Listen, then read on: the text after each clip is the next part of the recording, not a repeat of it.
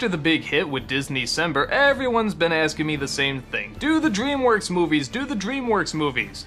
And yeah, actually I guess that does sort of figure now, doesn't it? In the old days, the big competition used to be Disney and Warner Brothers, and in some ways they still are competitors, but when it comes to film, hands down Disney won the battle.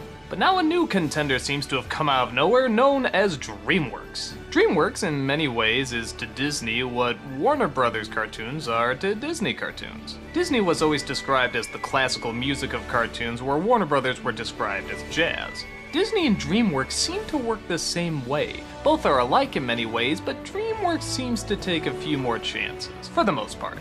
They too try to succumb to what the general audience will enjoy, but they throw in a few more twists and turns.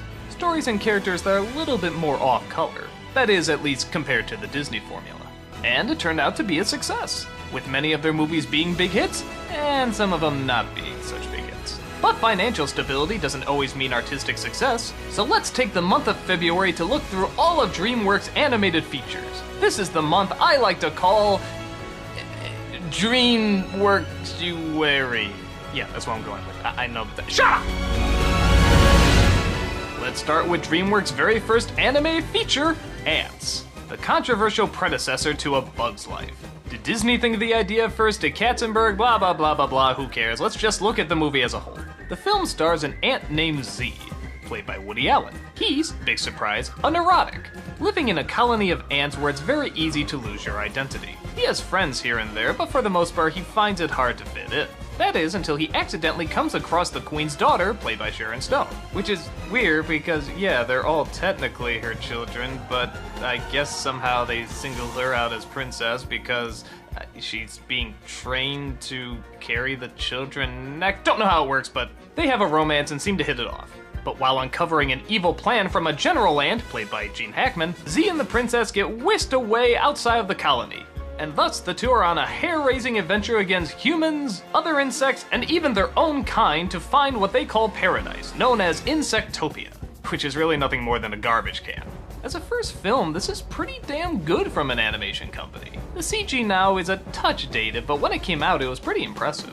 I find it interesting that I actually don't have a hard time telling the ants apart. They're not drawn like typical cartoon characters with big eyes or big expressions, but somehow I actually do know which ones are which. Part of that comes from the incredibly distinct voices that they have. Yeah, this movie really crams the celebrities in there. I mean, there's a ton. But to its credit, they all sort of fit. Woody Allen as the neurotic, that's a no-brainer. Gene Hackman as the bad guy, that works obviously. Stallone as a soldier obviously fits well. Jennifer Lopez as one of the tough miners, that works too. Danny Glover as a supportive comrade. Dan Aykroyd as a snobby sophisticate. These actually really do fall together. That is all except for one. What the hell is Christopher Walken doing in this movie?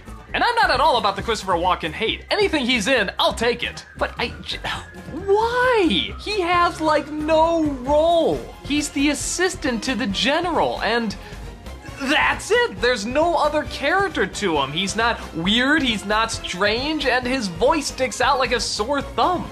Imagine it. A strong colony, sir. Colony we can be proud of. I just remember snickering the whole time because every time he opened his mouth I'd be like, oh, that's Christopher Walken and he sounds funny. I wish he was given funny stuff to do.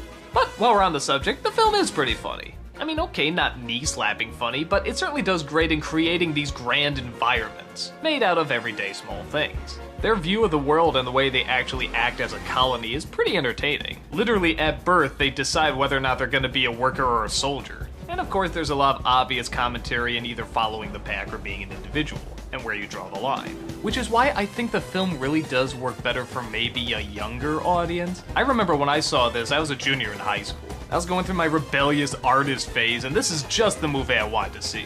Not realizing that a bajillion movies more that year and the following years were going to come with a very similar message. It's not a bad message, it's just kind of been hammered to death in other films, and yeah, this one kind of hammers it to death too. But what makes it stand out is the characters, the environments they create, and the fact that while it's animated, it doesn't go totally kid-friendly. I mean, yeah, kids can watch it, and like I said, I enjoyed it in high school, but the designs aren't as colorful or baby-friendly as something like Pixar can be.